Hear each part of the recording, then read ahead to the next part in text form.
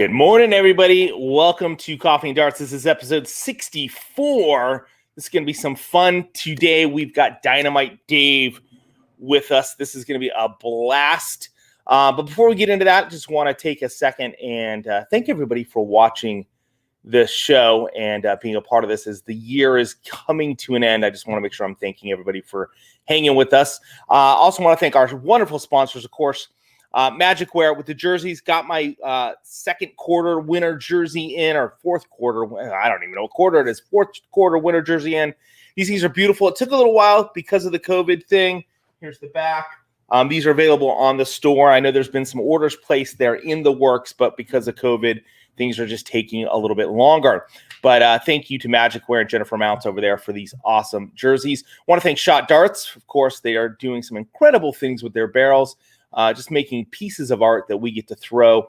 Really loving what Shot is doing over there. And it is their 50th anniversary this year. And they've got a really cool package over at A to Z. That is the Shot anniversary package. Go check that out. It's got everything you need to play darts with Christmas around the corner. Get your friends, get yourself, get someone a complete setup so they can play darts with you. And I want to thank Condor Darts. And they're cool.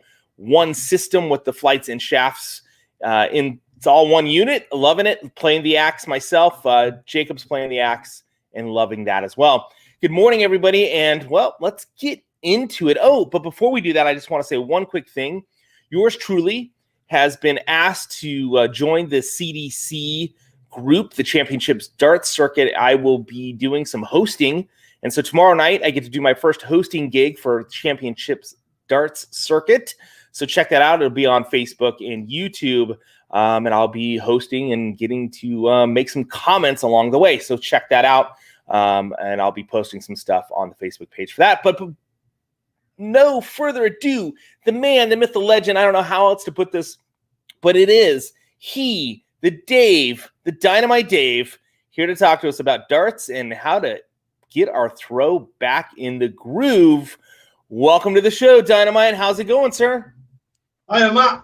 Hiya, lads and lasses. Hope everybody's well out there, and I hope everything's great for everybody for Christmas. Hope so, too. Do you get snow where you're at? Not as much as we did when I was a kid. Things change, huh? Well, the thing of the world changes over years and years anyway, and we're just having one of those lulls at the moment where when I was a kid, every year we used to make igloos. We used to roll a massive snowball, smash it down into the ground, probably about 6 or 7 foot high, and then we'd just get a little spade and dig it out until we had a little hut inside, and we'd have a little campfire in it and everything. Now, that's cool. The kids don't get none of that now, unfortunately. Yeah, we just build sand castles out here because I'm on the beach, and it never gets to like below 72, so it's horrible. I hate you. It's always raining in Manchester. I'm so sorry, but it's green there. See here, we have palm trees and beaches. It could be worse. Yeah. So hey, Dynamite. So you and I have known each other for a while. This is our first time actually doing an interview or chatting like in this regards versus an email or a text or some kind of messaging system. And you've always been very open. Like, hey, Matt, if you've got something or have questions about something, because we do the YouTube thing together. So that's kind of how we know each other, but I'm kind of curious how you got into darts. Like, I've never asked you that question. I know that you teach people how to play darts, but how did you get into playing sport other than the fact that you live in Manchester? And of course, everybody comes out of the womb with a set of darts. So. Well, yeah, but it was very different when I was a young lad. We used to play on a rolled paper board with plastic darts, a little brass dart with a plastic flight on the back of it. Slightly before that, which was what my father used, was balsa wood darts with the lead insert, a lead collar on them, and a goose feather on the back. And I used to watch him when I was a kid. It was very typical of the working class, like cotton and steel mills and what have you of Manchester. And the actual game was log end, which I've featured on my channel a few times. So I used to go and watch my dad doing that when I was a kid. Then as I got older, my interest went from darts to women and girls as I got a bit older, as we all do. And I met my wife when I was 15. So me and my wife, I'm now 55. And me and my wife have been together since I was 15. So it's like 40 years now. So Wow. that was that. Obviously, you have kids and what have you, and your attention goes away from darts and playing darts. And we've always watched darts right the way through when the kids were little and what have you. But I never took part in it again until we're probably going back now about 10 to 15 years ago. And what happened was, it was my eldest son's 21st birthday. So we decided that we'd get him a dartboard and a set of darts. So we put that up in his house and we started playing darts. Fell back in love with it again, as some of us do.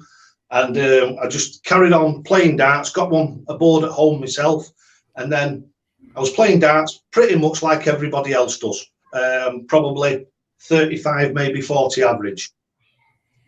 And I just happened to think to myself, because I'm an engineer, that's what I am from my youth. I was an engineer. I had my own car repair shop where it was motor vehicle engineering, not just mechanicking.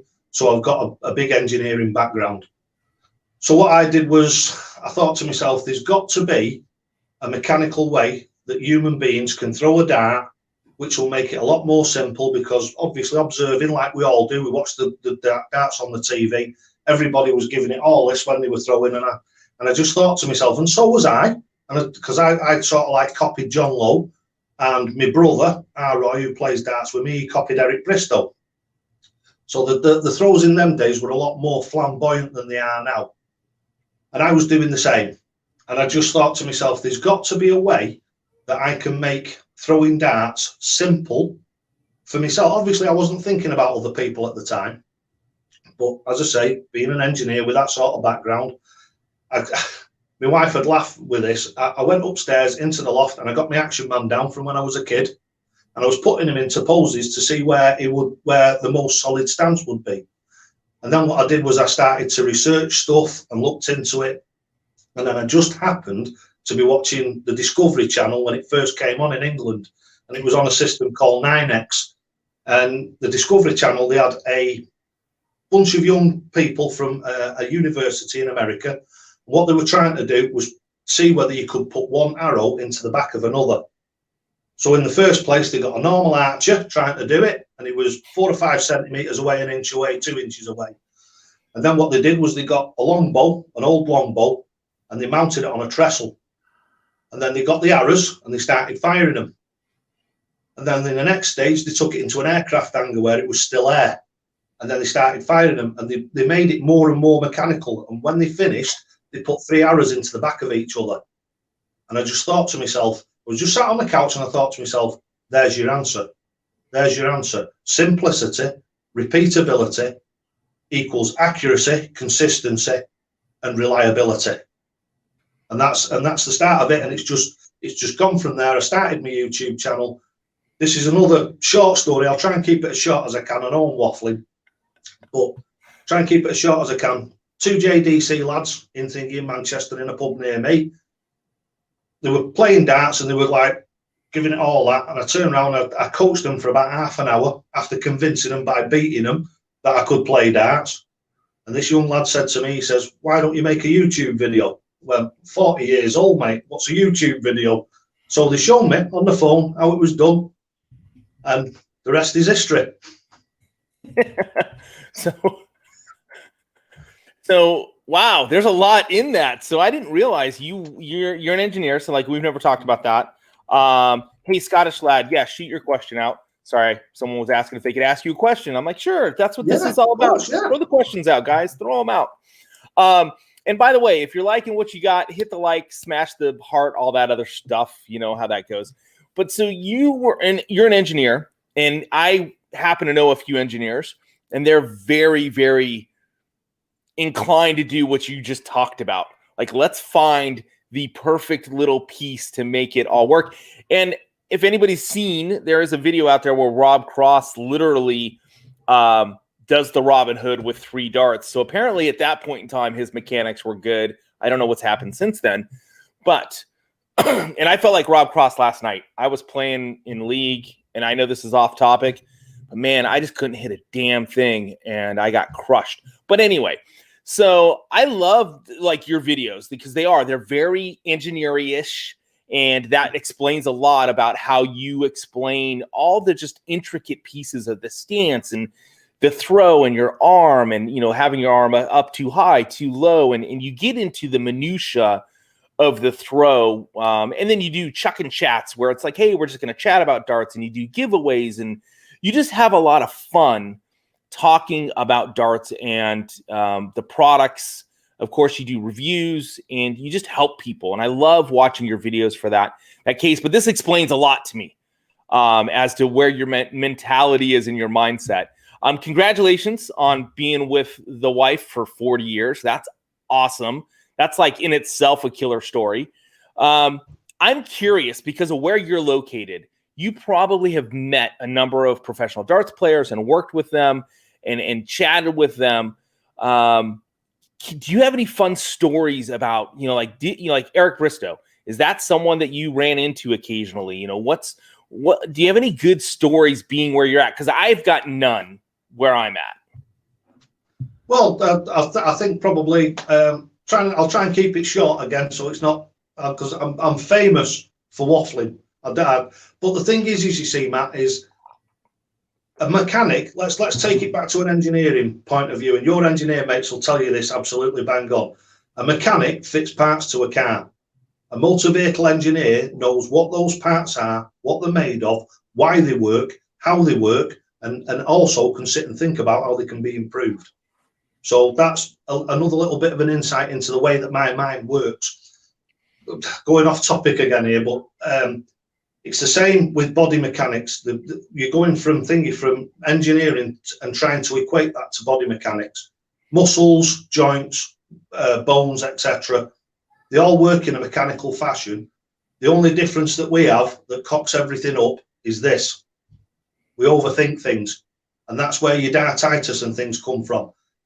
Now, we were talking about Eric, right? Now, the thing, my claim to fame with Eric was we went to, this is how it all started, the first time I ever met Eric. And it was at a place in Stockport called the Davenport Theatre. And he was doing an exhibition there. And I went up, they had like this round robin thing at the beginning of the evening where they have a dartboard up and they've got a guy calling. And I think I had about 6 or 7 visits. 3 of those visits were 180s. And then subsequently to that, I got picked. Obviously, everybody was cheering and everything because everybody else was getting 26s and 41s. So I got picked to play Eric. I beat him and he gave me a set of his own personal darts. Now, my brother plays with them. Now, he's got that set of darts that Eric gave me for beating him. So that's how I got into, my love of Eric was during that evening, because I don't know whether he felt that I was a bit of a star there or something. We actually sat down and had about a 15-20 minute conversation. And he was telling me about when you get to his sort of level, your mates in the pub, you can't win, because if you buy him a drink, you're a flash. And if you don't buy him a drink, you're tight. So he said it's like it's lonely at the top. Because that's what he said to me. He said, if you're going to become a professional dart player, he said, which I think you should do, he said it's lonely at the top. Yeah. So that's one of my little anecdotes. It is true, though. I've heard from, because I'm not at the top, let me tell you, I'm kind of near the bottom of the barrel. I have heard from those that are there that, yeah, it's kind of lonely there. So, and I've seen your videos. So you really are a great darts player. You're a great dartsman. And the thought of you, going to Q school when you were younger and becoming a professional darts player is definitely there.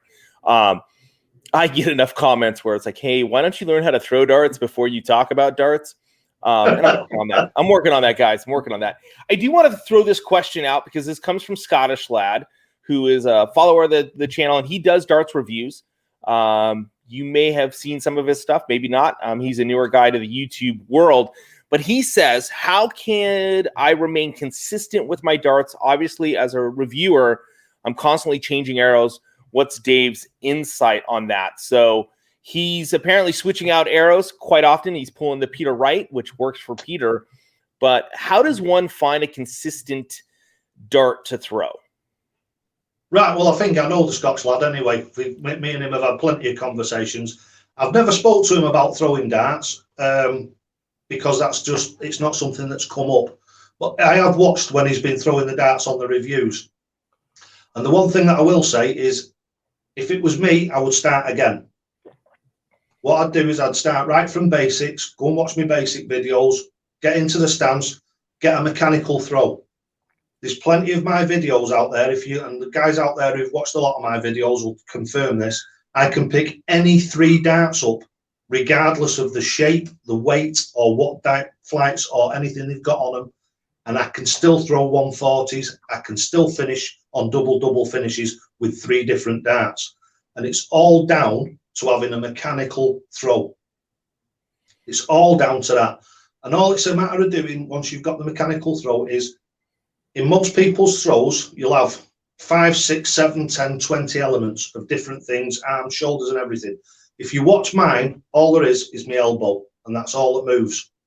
All I have to worry about then is a change in arm speed. If I'm going for a consistent target, so if I'm going for a treble 20, it's just a change in arm speed for the different weights of dart. When I'm moving to different parts of the board, oh, I think we've been cut off. No, we haven't. Right, when we're thinking, that's all right. I'm just not used to this broadcasting stuff. That's all, mate.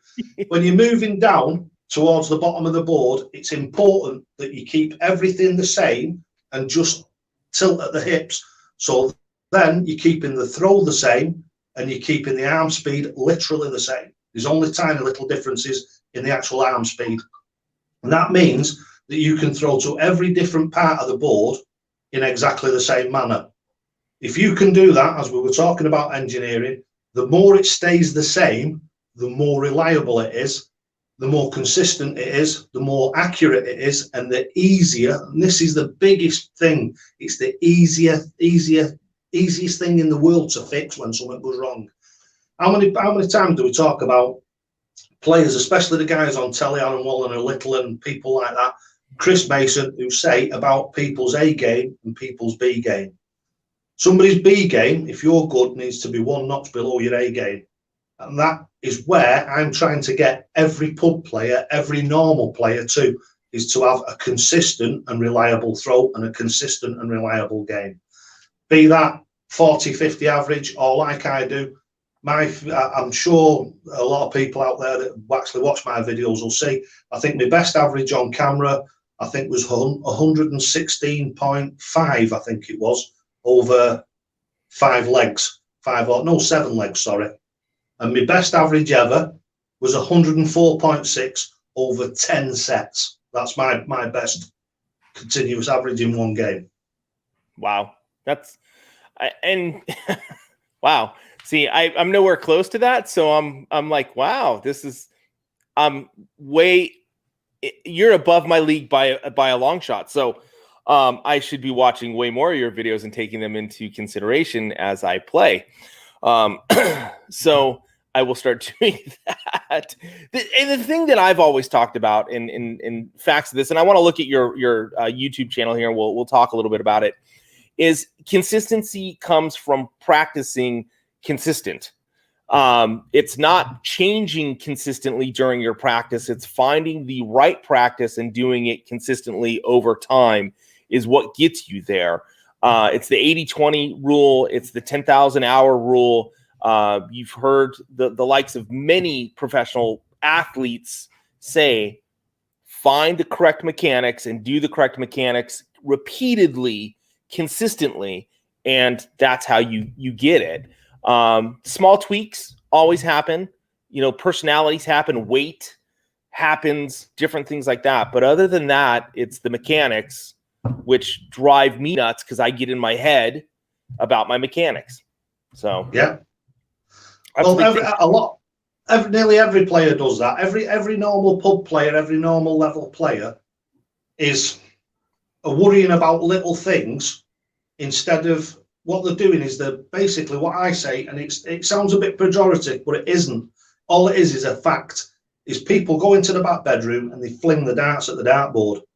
There's a total difference between just going in and having fun, which is fantastic. And I watch people, like on the internet, I watch a lot of like darts where a lot of people probably wouldn't watch it because they're scoring 26s and 41s. And I don't care, me, because I love all darts. And it doesn't matter what level you play at as long as you're happy. But if you're hungry to improve yourself, then what you've got to do is there's only one road to becoming what I would consider tomorrow's dart players, and that is structured practice. So basically, it's not a matter of doing the same thing. Well, so let's say you've never played darts before, and you go into the board for the first time. You've got it set up on the wall. It's at the right height. You've got the darts in your hand. Getting yourself into that position. So it's the tick-tock motion, and basically just throwing your darts at the bullseye to try and get that feeling in your arm of consistency. Because what people do is like, and you'll do this, I know for a fact you will, you overthink things. Everybody does it. What they do is they'll watch one of my videos and they'll go and try it for 10 minutes. And because it don't work in 10 minutes, they think, oh, it's rubbish, it's a load of crap. It's not going to work, this. It doesn't work like that. Because if you've been playing, let's go to the other end of the scale. If you've been playing for 20 years and you've been throwing badly for 20 years, it's going to take you quite a while to change from one system to another. That's logical. If you go from a right-hand drive car to a left-hand drive car, it takes quite a while for you to adjust, and it's exactly the same. But the results are, and I've got a lass who comes here for coaching. Well, she did up until we were locked down, and she will be doing again. She's 67 years old.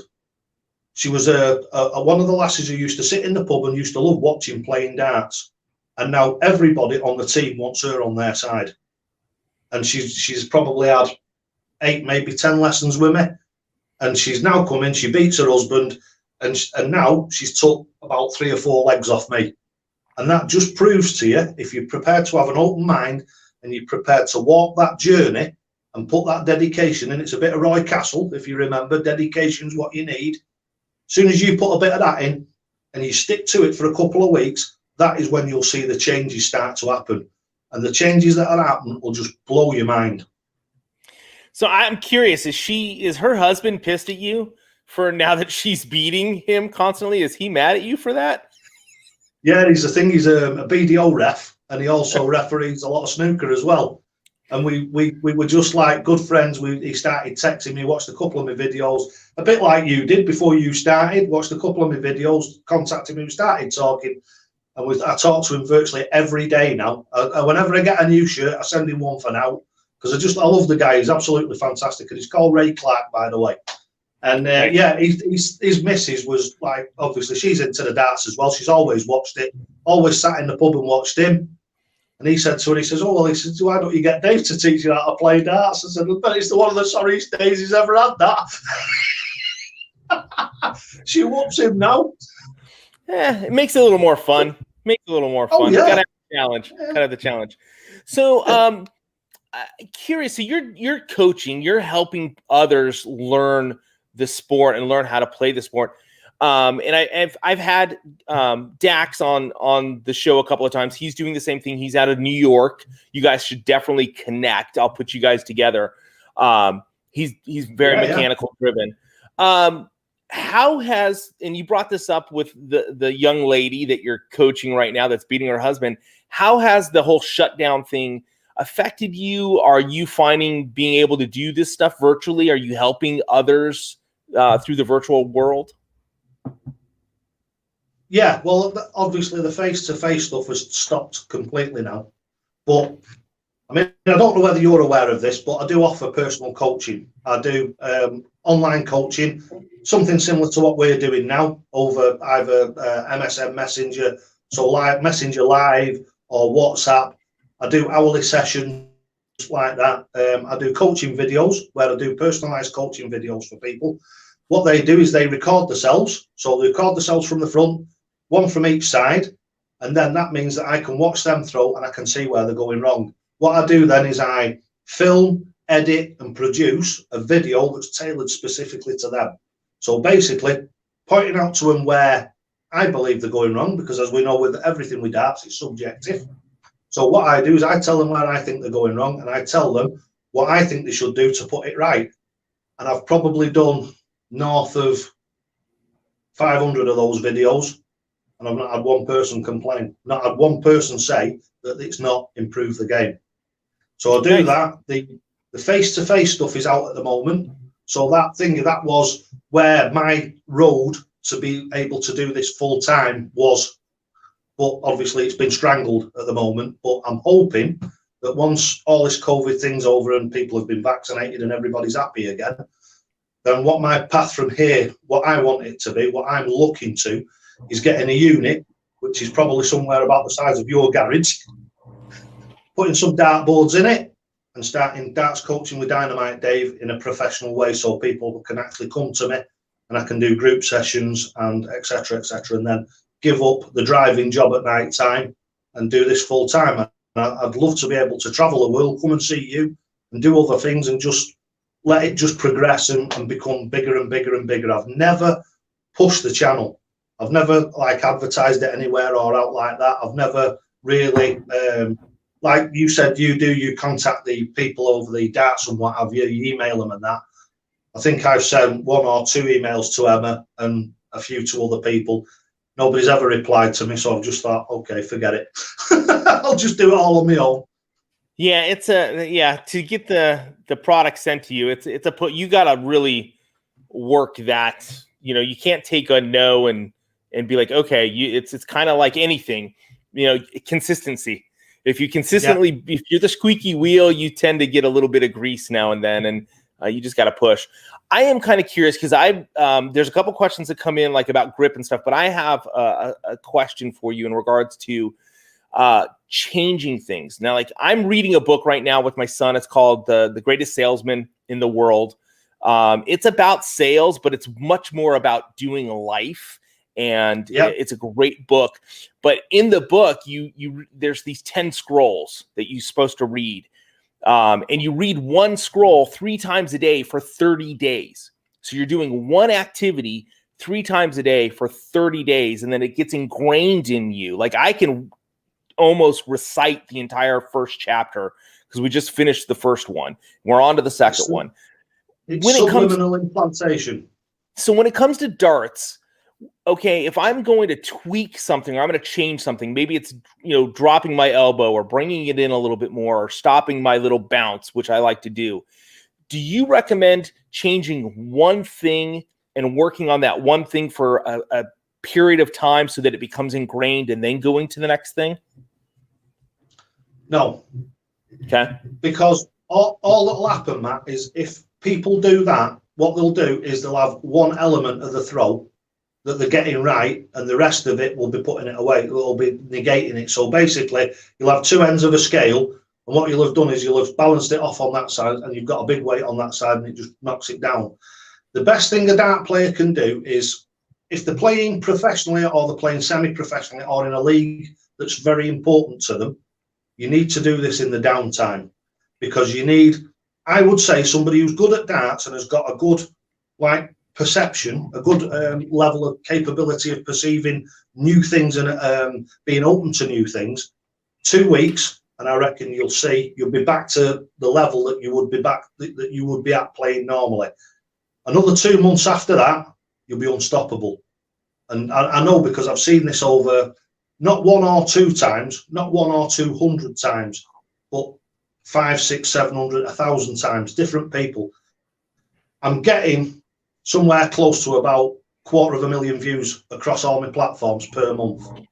So that tells me, and if you look on my YouTube channel and you go on my actual YouTube videos themselves, you'll find it will take you a long time to find a negative comment, because everything that I do is absolutely not right, but it's got logic behind it, and what I say to people, if they follow what I actually tell them, it works.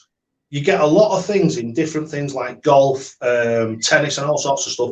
People trying to sell you snake oil, which is just, I used to have one that I used to talk to going back before I actually even started the YouTube channel, and he wrote this book and he produced it on Amazon. And I read the first chapter of it, and I've never read so much garbage in my life. And if he was selling that to people and telling them to do what he was telling them to do in there, it was crazy. And he couldn't throw a dart to save his life. All he could do was write. Well, that's really good advice, and I have heard that from some other people like Dax, you really have to make a full adjustment. You can't tweak one little thing. Now, the pros, whole different situation. They can make small tweaks, but they're not changing the dynamics of their throw. They're making slight adjustments to it. I've just heard both different theories. I've heard, and these are probably from people that really have no clue, don't have the engineering thought behind the throw, saying, oh, you should tweak one small thing and then work on that and then go down the range. But you're saying, let's just fix it and just work on trying to get it the right way with each throw. And over time, with consistency, you'll get it. Yeah. So I've got to go ahead. I'm sorry. Go ahead.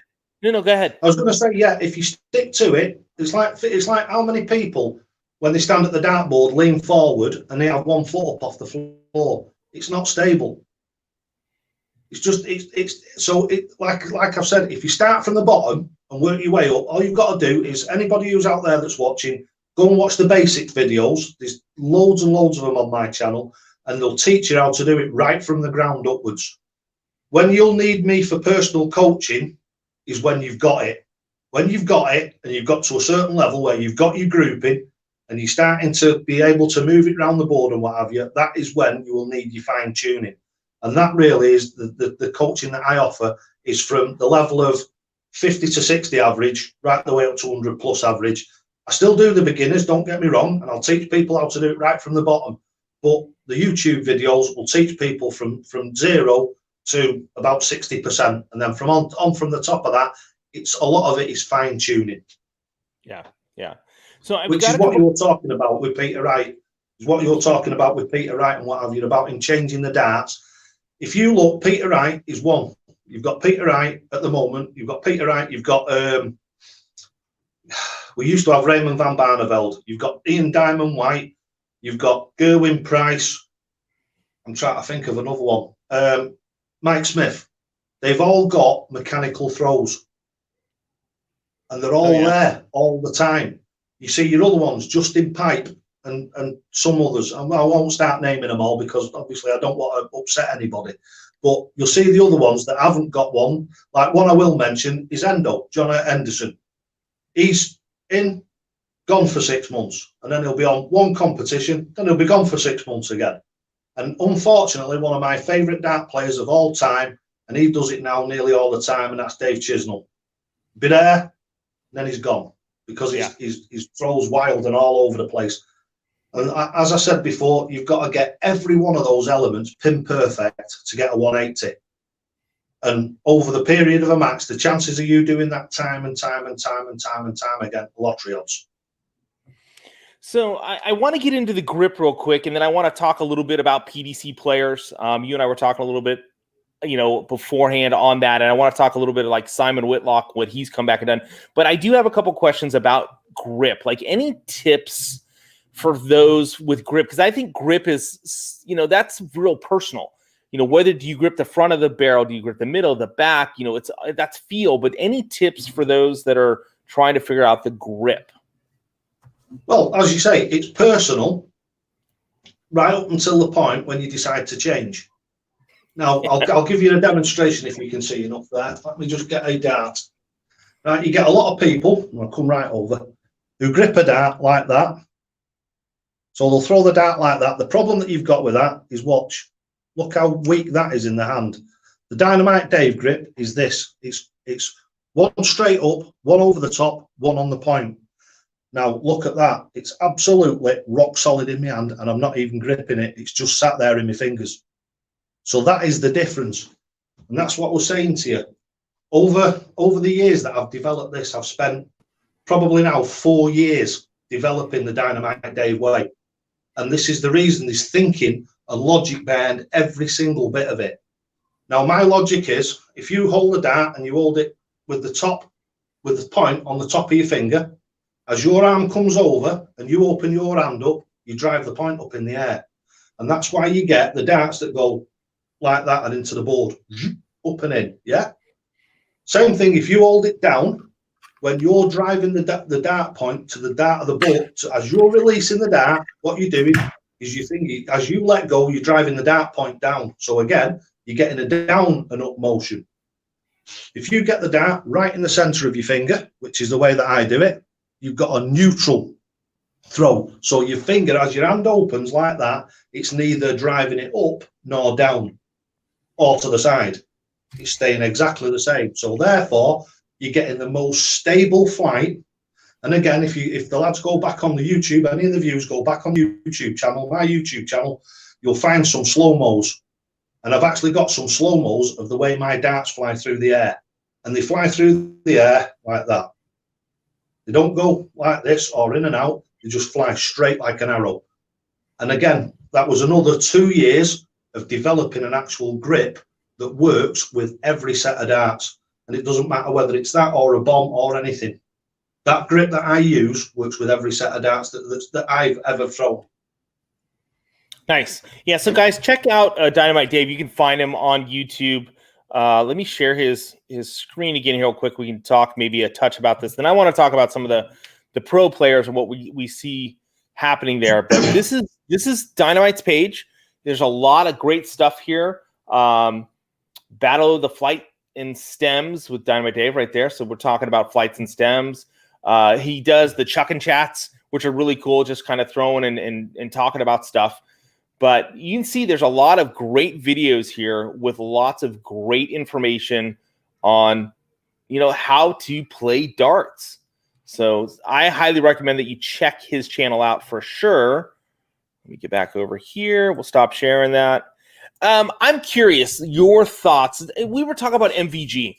And I want to talk a little bit about that and your thoughts on why he's been off this year. I thought that was really great. But with RVB, we got all our initials in here. His desire to come back and go to Q School. What are your thoughts on that? Well, I think, unfortunately with me, mate, when you ask me a question, you're going to get the answer. You're going to get the answer whether you like it or not, right? I think Raymond van Barneveld has made a big mistake. I think this is, it's folly. It's folly, right? For the simple reason is it's exactly the same as the thing that we're going. Well, some people are going to be witnesses. I ain't tuning into it. Is the Mike Tyson fight? You know what I mean? It's one of them for me. You do a Phil Taylor, you walk away and you stay over and you stay away. Coming back is just. I think with RVB, I think it's, to be honest with you, I think 90% of it is ego. 10% of it is he's sat at home doing nothing, or he's doing the odd exhibition here and there, and he wants to do something. He doesn't want to sit at home. But he'd be far better off if he went and did commentary. If it was me, because obviously the man's a multi-millionaire, just like Phil Taylor is. If that was me, I would be going to wherever he lives now. I don't know whether he lives in England or whether he lives back home, but wherever he lives, in my opinion, this is only my opinion, if that was me, I would be going to youth centres, I would be going to local pubs, and I would be going to ladies' darts associations, and what I'd be doing is giving something back. Rather than coming back to try and play around on the TV, what I would be thinking to myself is, all right, he might come back and he might make a success of it, but the chances are slim, I think. Because don't forget, the dart players are getting better and better. It's becoming tighter and tighter. The averages are getting higher and higher, and it's just I just think it's folly, to be honest with you. Well, I completely agree with you. I think part of it has to do with the way he went out. He tried to do it the year after the greatest darts player ever retires, and then to try and retire the year after him. He should have had the conversation. They were both target players. Their management team should have sat down and said, okay, RVB is going to retire first. He's going to go out, and then we'll have Phil go out, and you'll have the two arguably two of the greatest, definitely the greatest, and one of the greatest retire back to back. We can make a splash out of it. We can make a ton of money for everybody on it. We'll have 2 years where Target is the sponsor everybody talks about because they've got these great players retiring. I think it's stupid to come back. He doesn't have the desire, like we were talking about, for the money. There are players out there. We were talking about Asp, Nathan Aspinall. If you listen to him, he did an interview. He had something like 20 quid left. in his bank account, and he's like, I have to win to pay my bills. And what's he do? He wins. And now if you've watched him this year, he's had a phenomenal year, but he's gotten some money and the desire has waned a little, not completely. He still wants to win. He's still looking to get after it. But there were a couple tournaments there where he had to win, and he did. So I think RVB just, the desire's not there. I think he's coming back just because he feels like he got shortchanged when he left the sport because he sucked that year. Phil went out. He was going to say he shortchanged himself. Nobody else did it. Yeah, exactly. Phil went out. He was still number 6 on the money list, or number 6 in the world when he retired. I mean, it's just I think something. Sorry, and then do you know something? When he actually lost to Rob Cross, that did him no harm whatsoever. No harm at all. Because Rob Cross was on fire.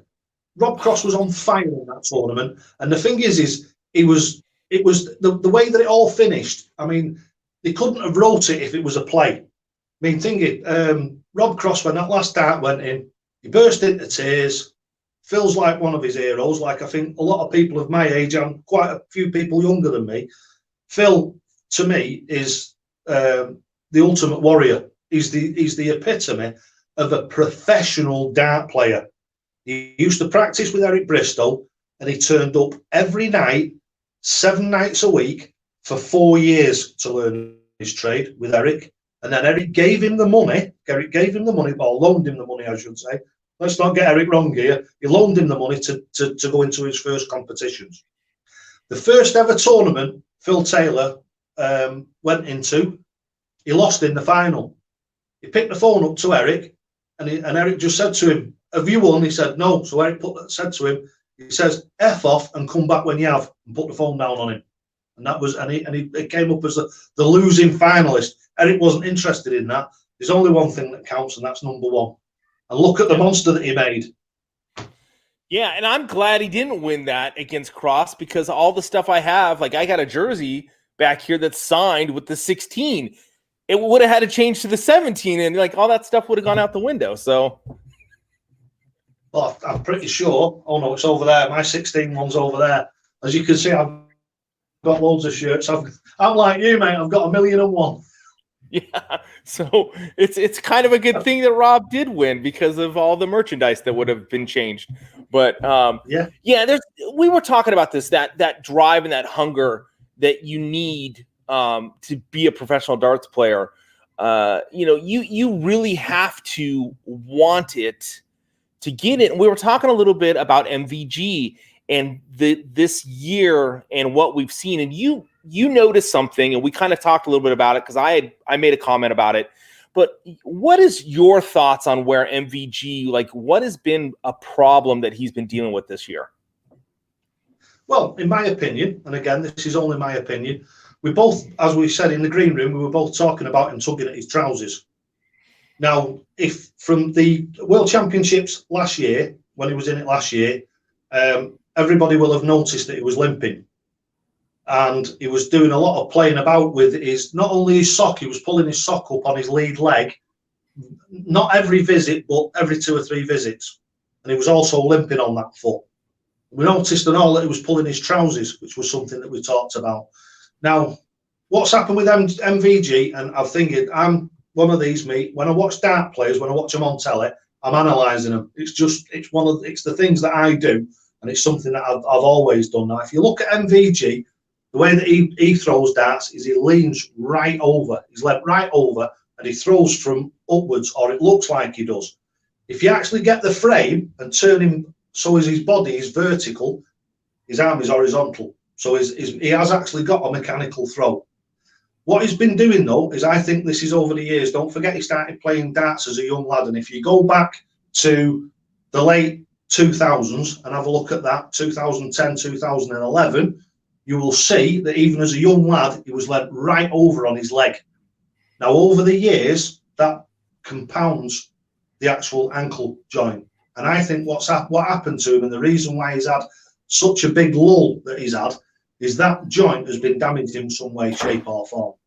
I think that during the early part of this year, he's been wearing either an ankle brace or some form of support on that ankle. Whether he's had an operation on it or not, I don't know, because nobody's reported on it. But I've noticed now that the limp has gone and the throw has changed.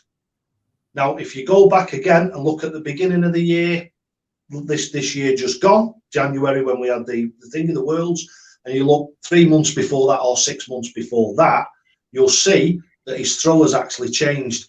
Now that he's come back and he's started to play again, he's not putting as much weight on that leg. He's still leaning forward, but if you look, his actual hips are further back to take the pressure off that leg. What that means is it's putting a curvature in his stomach, and I think that is why Chris Mason noticed that the front of his dart is further down. His dart used to be far up, but if you crunch down and bring yourself back up, it pulls that dart back up. So what he's been doing is, even with that crunch, initially he was trying to throw his darts in the same manner as he used to. And I think that is where he's had that massive dip. And then what he's done is he's looked at the body mechanics, and he's realised, or somebody's pointed out to him, that his dart has come further down and he's not pitching it in the same manner. This competition just gone, even at the beginning of it, it was a bit ropey, but it's started to come back in again.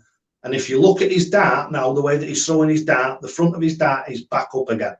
And that is not because of the body's in a different position, but he's managed to make that adjustment to fetch the front of the dart back up. So that's something worth going and having a look at. The small tweaks that pros can make if they keep the mechanics straight. But yeah, like we were talking prior, I thought that there was something, because your sock doesn't go down. And if you watch him, he's only messing with one sock. It was pulling it up, it was pulling the trousers down, but it was on his leading leg that was the one up against the Aki, was the one that he's always playing with and adjusting. And I kind of always like, that's weird, that he was doing that, because he hasn't done that in years past. So he could have been wearing a brace. Now, this is speculation, everybody. Him having a surgery, I could see him doing that. And when there was that break where he wasn't playing a lot, I could see him having a surgery and not talking about it. Because when you're number one, the last thing you want to do is tell someone you have a chink in your armor. You don't want anybody to know. Yeah. So you don't tell people if you've got a weakness. You don't tell anybody. That's it. A lot of people want, if there's a plus, you'll shout from the hilltops. But if you've got something that's taken your edge away, plus the thing is what you've got to realise and all is people like Michael Van Gerwen, people like Phil Taylor have got a massive amount of pressure on them. The expectation on them is unbelievable. Even though, like Phil, when he turned up to a tournament, 99 times out of 100, he won it before he even set foot out of his car, before he even got out of his car in the morning. But he's still got that pressure on him to perform, because it's not a fact of, when you get to be Phil Taylor's standard, it's not a fact of winning the match. It's a fact of getting them averages. It's not acceptable to fans for you to win on a 75 average, because a lot of people now, because they're used to the 100s, 105 averages, if you're throwing at a 75, 80 average, they'll turn over. You don't want to, it doesn't excite them anymore.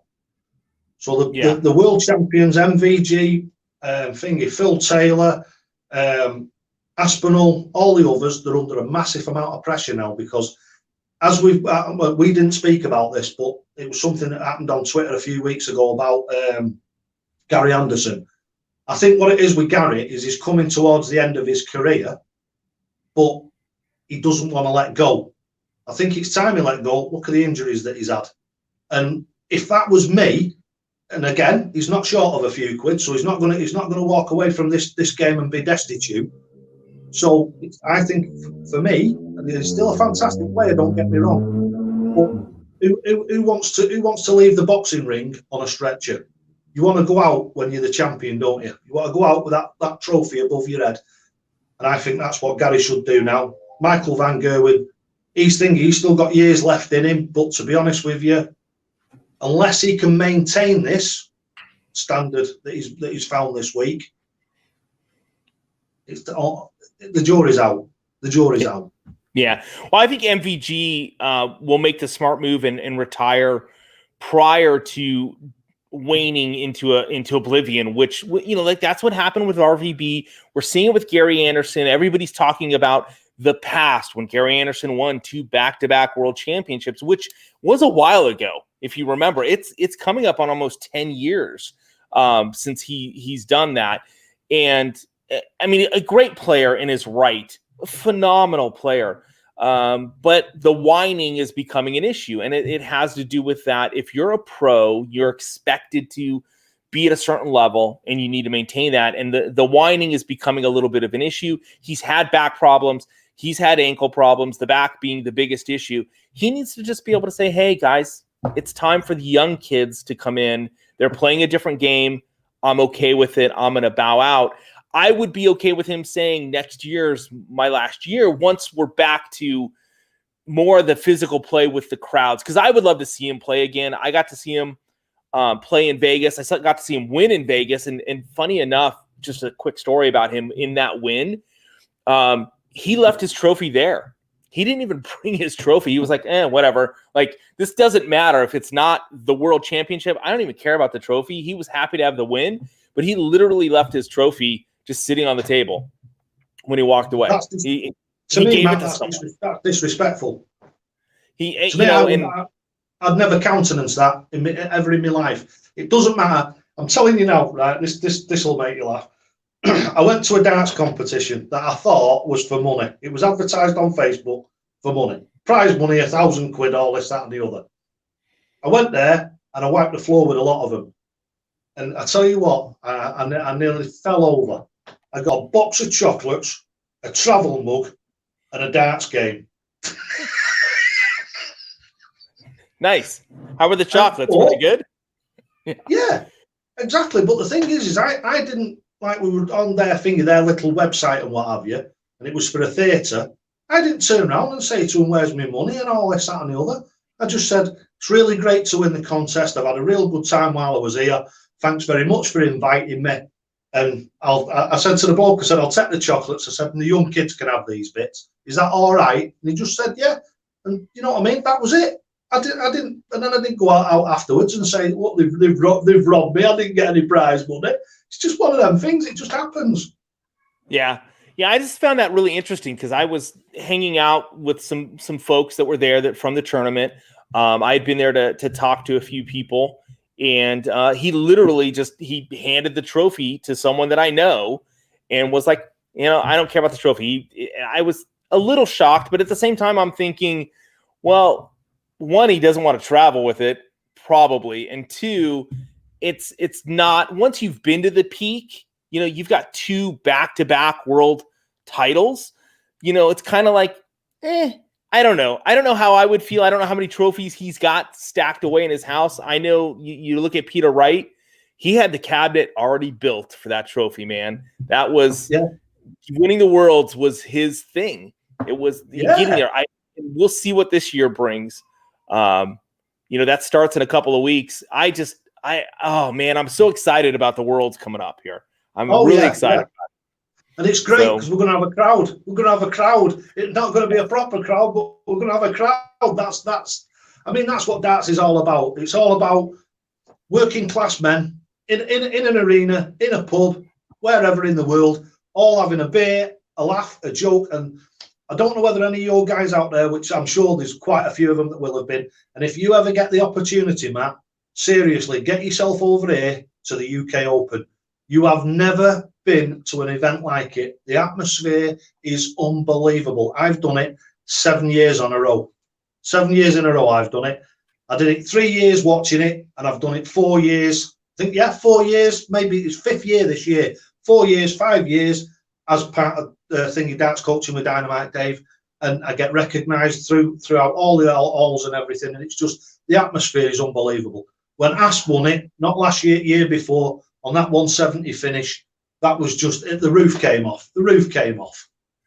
I'm hoping to get over once all this clears to get to a couple tournaments. It's kind of my bucket list dream is to do that. Of course, we get tournaments here. We've got nice tournaments here, but then we get the one PDC event. And I will say this next year, I'm pushing hard to get to New York to watch the Summer Series. We'll see what happens with that. But I'm curious, who do you think's gonna win? Give me 3 possible winners for this year's world title, this world championship that starts here in a couple weeks. Well, you can never dismiss MVG. You can't dismiss him. If he carries on like he has done for the next 2 months, he stands a really good chance. My pick is Finger Gerwen Price. He's one of them. He's a love it or hate it character, but do you know something? It's what we need in this sport. We need the Ted Hankeys. We need the Finger. We need Prices. We need Corey Cadby. Getting a man back over here. Let's sort his visas out and get him back over here. We need people in the sport that they're not the pantomime villains, because I've heard all this before. They're not. What they are is characters. And believe me, if I hit a 180 in the pub, everybody knows about it. And I don't care whether I'm in the pub or whether I'm on the Ali Pally stage. If I hit a 180 or I hit a massive outshot, like thinking the last time we were in the pub, probably going back 6 weeks or something now, I hit a 138, and it was treble 20, double 19, double top, and the roof came off the pub. Because the pub that I play in, it's a massive darts pub, obviously, because everybody knows me. I'm all over the Google website for it and everything. We have cameras set up, and we project the darts matches onto all the tellies around the pub. So everybody in the pub is involved in the darts games. And it's the amount of times that we get a new person who's never been in the pub, they'll stand at the bar for 5 minutes, and you'll hear them saying to people, it's like watching the guys on the telly, this. I've never seen anybody hit a 180. I've been here an hour and I've seen 4. Nice, yeah. And that's what it is for me. That's what I love about it. That's what I absolutely love about it. All right, so you picked MVG. You picked Gerwen. Give me a third. Give me a third one. Come on. I'm going to throw you a curveball here. I'm going to go for Johnny Clayton. Okay, I can see that. I'm going to go for Johnny Clayton. The reason being is I've seen Johnny and watched him progress over the last. Seriously, he's been around for a long time, but I've seen a serious progression in his the way that he throws and what have you, and a serious progression in his attitude to the game and the way that he's winning over the last 2 years. So I think that he could just come and nick it. I've got Gerwen as one of my picks. I've got Dimitri as another pick. I think he's an outside shot. I think he's got a great mechanical game, he's got a good head. I think as a young kid, I've got him going deep, but I think he's got the game to win it. I don't think MVG does this year. I think the ailments that he's dealing with, even though he played well this past week, and nothing against the King himself, nothing against Mervyn for getting to the final of that, but he took MVG all the way, and he actually had darts to beat MVG in that final. And again, nothing against the King and what he accomplished this weekend. I just think when you look at this past tournament, and it's the only tournament that MVG TV tournament that he won this year, I just don't think he's got the game this year to win the Worlds. So I got Gerwen, I got Dimitri, and I always pick Wade. He's always my outside shot to win a tournament. The machine. He's so consistent. Yes. Yeah, the machine. I mean, what other dart players do you know can be 10 points behind Phil Taylor? So Phil Taylor's on 110 average. He's on a 98 average, and he wins the match. Yeah. It's because he can hit them big finishes. That's the thing with Wade. His scoring is so-so. But the big finishes, and you know something, that's what I love. Hitting treble 20s for me is par for the course. Last time we played in the pub, I think it was me and Dredge, and we had something like about 16 between us. So 180s are neither here nor there. It's the big finishes that really turn me on. Hit a 161 or something like that, or a 167, and that's made my day. That just all the double ones. They just, and the thing is like 4 years ago, 4.5 years ago, something like that, I put a video out about doing double finishes, and the amount of people that laughed at me, and the amount of people that said that I was crazy and this, that, and the other. Look what's coming in. It's common sense.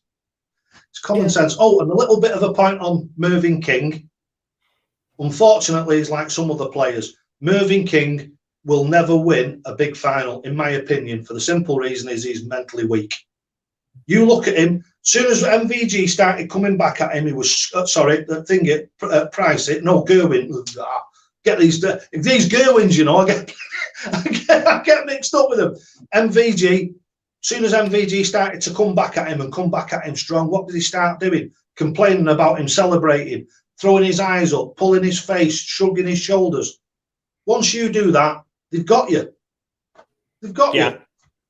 You lose it mentally, and you're gonna lose. That's Michael Smith's problem. I love Michael Smith. He's such a fun player to watch. He's so quick mentally, and his thought process and his throw is so awesome. It's the mental game that he loses. He should have won 3 or 4 TV tournaments by now. It's the mental game that has thrown him off. He starts to lose, and you can see it in his facial expressions, how he holds himself.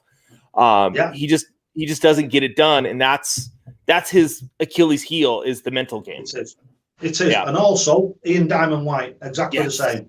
Yeah. You have never met a floor player like him. He is absolutely devastating. As soon as they switch the cameras and the lights on, he'll go 2 or 3 rounds into a competition, and then he'll just fall to bits. He just can't hold it together long enough to get to the end of that final. Yeah. He can't hold his mental position. That's what it comes down to, especially once you get to that level of play. I'm curious of your opinion with Whitlock and his, it's been 3-4 years of any real consistent play out of Whitlock, and all of a sudden in the last month and a half, we have seen some crushing play by Whitlock. Do you think it's a tweak in his game? What do you think's brought this revival of the Whitlock, the wizard himself? Well, from what I've gathered, again, it's a hearsay, and it's only what you hear through the news, through pundits, etc., etc. I believe he had a bit of a rocky time in Oz before he came over here. I think when he came over here, he had a bit of a rocky time with his partner, and that led to, same with Phil, a load of ugliness as they parted and divorce proceedings, that sort of thing. Like I say, I'm only assuming because it's only what I've been told. But if that's the case, it can take a man a long time to get over. Like, if anything happened to my wife, I'd be devastated for a decade. I'd be useless for a decade. But I think that's what's happened. Is I think that Simon Whitlock has been on a journey where he's gone right to the bottom, and he's bumped along the bottom. He's come up a bit. He's gone down. He's bumped along, and now he's starting to come up to the surface. And I think now what he's done is he's just about broke the surface, and he's starting to take off now. And I'm hoping, because I love Simon, I think he's fantastic. And do you know something? He'll play darts with anybody, anywhere. And that's what I love about him. Whether you're playing for money or whether you're playing for fun. If you're at a tournament and he's on a sideboard and he's practicing, he'll never turn you away. If you want to practice with him, yeah, come on. He'll just practice with you. And he's just a top guy. He really is a top guy. I think that's just the Australian way. I don't know any Australian players that won't just hang out and play darts with you. It's more the love of the game than anything else. He's one of my favorites just because I love his mannerisms, his look, his smooth throw, and I guess it's more of an aggressive throw. That's part of what I like about him. He's trying to throw the dart through the board, and I kind of like that. He's trying to kill it. It's fun. It's fun to watch. It really is. Yeah, I get people say to me, when you see people like Simon Whitlock and Justin Pipe and what have you, does that get on your nerves? I say, no, not at all.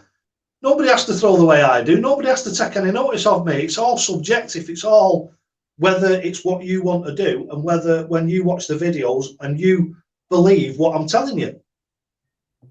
Yeah. It's fun to watch. And that was one of the things I liked about RVB was that smooth, just nice throw. I think Super Chin had that throw. He's just gone off the boil this year. Just a bad year for him. Hopefully he can turn it around and come back next year. Because I really do like Gurney, and he seems to be a fun younger player that's done well. And I've got to give Dublin Colley here some props. He's calling for Michael Smith to win the Worlds. He's got the game. I think he's got the ability to. He just needs to get over the mental hurdle. I mean, he broke his hand last year because of the mental game. Like when he hit a wall, and broke his hand. And I don't think a lot of people know that. That's where his stumble is the mental thing. He's lost some weight, a stone or two in the proper language. He looks really good, and his throws there. He just needs to get over the mental hurdle, and he'll win. Once he does that, Michael Smith will reign. He will be one of the top. He will. I mean, he'll win tournament after tournament after tournament once he gets over the mental hump. That's what he needs. He needs to pay a mental coach. He needs to realize and admit to himself rather than being in denial. Because you can see it in his face. I mean, look how red and how angry he looks when he has a couple of bad visits. And again, going back to my videos, what do I say to people? If you've had a bad visit, you've got to teach yourself to let go. It's like if you come to the board and like I do, everybody does, you have a couple of bad visits, it destroys people. It doesn't destroy me. All I do is I just go to the hockey and I don't care about the player behind me. I just make sure I'm in the right place, make sure that I've got the arm right and everything. A couple of visits and it's repaired. And on I go. If I lose 2 legs, I lose 2 legs. Yeah. You've got to be hungry to win, but you've got to have the mental strength to realise when something goes wrong that you can't put it right by panicking, if you've thrown a 60, you can't go to the board the next time going, I've got to get a 180, I've got to get a 180. Because once you do that, you're all screwed up and all your muscles and everything are tight. There's no way you're going to get a 180 because you think everything in your body is all tightened up. The Dynamite Dave way should be the way all dart players should play. Is they should play the board and they should do it as if it's effortless. So you're going to the board and you're just plopping them darts in where you want them to go. And if you can maintain that through a match, you will win virtually every one you go into. I will say with Michael Smith, and I want to get to Dan's question here, but the one thing I've noticed about Michael Smith, and a lot of players are doing this now, he was one of the first that really I recognized he keeps his back to the other player. Like he's not playing that player. He's playing himself and he's playing the board. And that's really what you have to do. But I'm seeing like Gerwen Price is doing it now. There's players that used to just line up in line to go throw their darts. They're going to their table. They're turning their back. They're not paying attention to what the other player's doing. I think that's a good thing that Michael Smith does. But at the same time, when he does have an off throw, he lets it get to his head. He bothers him. I do want to get this question that was brought up, and it's can Dave recommend a resource to learn better dart math? Apparently, it's embarrassing for Dan. It's embarrassing for all of us Americans because none of us. Well, okay, the majority of us can't do the darts math. But do you have a resource for that? I don't. To be honest with you, what I do is I think I've got a slight learning difficulty and I've never been able to chalk. I've never been able to chalk because I can't keep up with it. And I think some of where I went for the double finishes was originally because my maths were bad.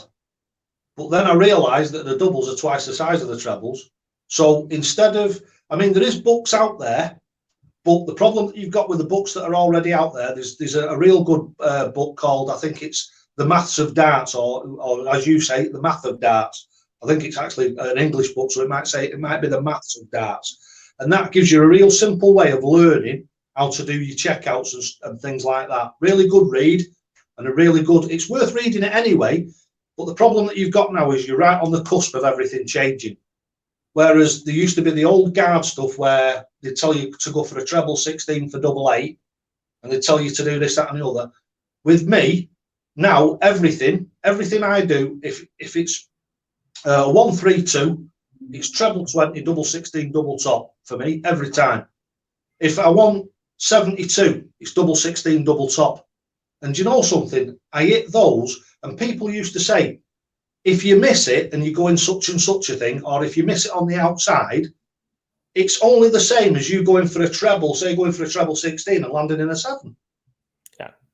The actual logic behind it, for what people have said to me when they've said, what you say doesn't make sense, what they say on the other end of the scale makes about the same amount of sense. So if you go for a double 16 and you miss it on the inside, it's take your brain out. It's one dart next to it, and you're still on double top, which is where your brain's already programmed. If you're programmed to go for double 16, double top, and you go into the single 16, it's exactly the same. Just put one next to it, and you're still on double top. So it's stopping you having to do all that thinking about where you're going to go. It's one of my sayings: know where you're going and go where you know. So when dart player's throwing, so you've come down to a finish, you've got your opponent's on the hockey, you're stood at the back of the hockey, you're not interested in him, you're looking at the board, deciding which way you're going to go for that finish. When you step up to the hockey, you know exactly where you're going, and you stick with it. And you'll find you will hit a lot more finishes than you've ever hit before. I absolutely promise you that. That's some seriously good logic. Makes a lot of sense. You know, to go for the double, and if you come inside, you just throw another one, and I mean, it makes an incredible amount of sense. Yeah. I'm gonna play that way. I hope that's it. What all my stuff is. It's just working men's common sense. So that makes a lot of sense. Now, if you've got the mentality like my son, who knows every segment and every out at 6 years old, literally, he calls them. He could be a commentator because he can call quicker than anybody else I've seen when it comes to the board. He just knows everything on the board. There are people that are like that. The darts referee, phenomenal mathematician. I'm not. Yep. I've got to find other ways to make it work so that I don't look like I'm such an idiot. I want to get into one thing. I know we've gone over the hour, and I know you've got stuff that you need to get to. I'm curious. Work. Real quick question, and then we'll end it. What's your thought on steel tip versus soft tip and cricket? You know, us Americans and our cricket. What's your thoughts on those things? Well, you're going to hate me, mate, because I've never played cricket. Yeah, that's okay. That's okay. The only cricket I've ever played is on a steel tip board, and that's the old English way of playing cricket, which is one side scores and the other side throws for balls. That's the only cricket I've ever played.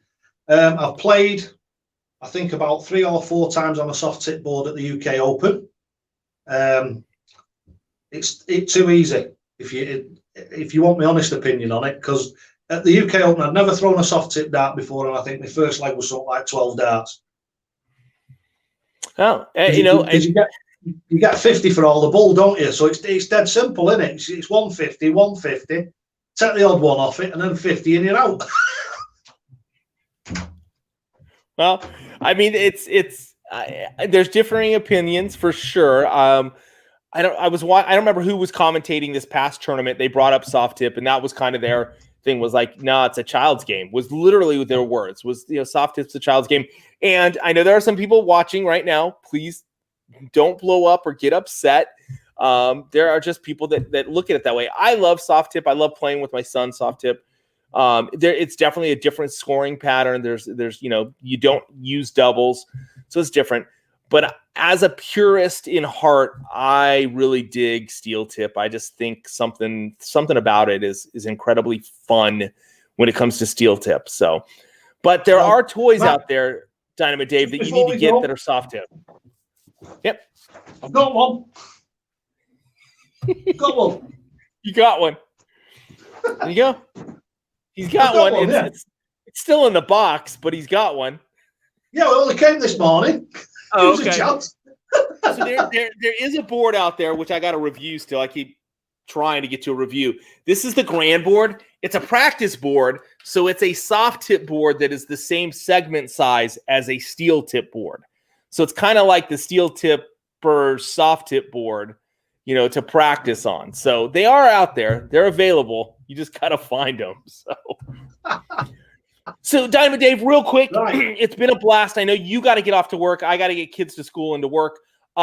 Where can people find you? Let's just say that. And you guys, everybody needs to go subscribe if you're not subscribed. But Dynamite Dave, what social medias are you on, and where can we find you? Go onto my YouTube channel. That's the most important bit, because we've got the summer draw, the Christmas draw coming up. So everybody who subscribes and likes and what have you on the thing on the YouTube channel, there's going to be a draw for that. So it's well worth doing that. But the simplest thing to do, Matt, and this all you've got to do is go on to Google, type in Dynamite Dave, and I'm about the top 10 results. So I'm everywhere. I've got a presence on Twitter, Facebook, YouTube, Instagram. So I'm across virtually all the networks and what have you. Dead easy to find. And if anybody wants to, all they've got to do is get me on Google, find out my email address, which is on Google, email me, and I'll answer any questions that you've got. So if you've got darting questions and you need a little bit of help or tips, make sure that you reach out to Dynamite Dave. And if you need some coaching, Dynamite Dave is there. He can do it virtually. He can help you out, help your game out, and get you properly set up from the ground up, literally. So guys, check out Dynamite Dave. Dynamite Dave, thanks for being on. I'm glad we got to do this finally. Really super excited. It. Matt, anytime you want to do it again, mate, I'm up for it. Anytime you want to do it. Let's do it. We should probably do it during the Worlds, and we can talk about some of the players and how my picks are doing super well during the tournament. So thanks again. Hey, if you'll stay on real quick, we'll go back into the green room, and then I'm going to do my closeout here. So everybody, thanks again for watching. Thank you to my sponsors, of course, Shot Darts, Magicwear, A to Z, and Condor Darts and Flights. All right, everybody, thanks for watching. Have a wonderful day. See you guys later.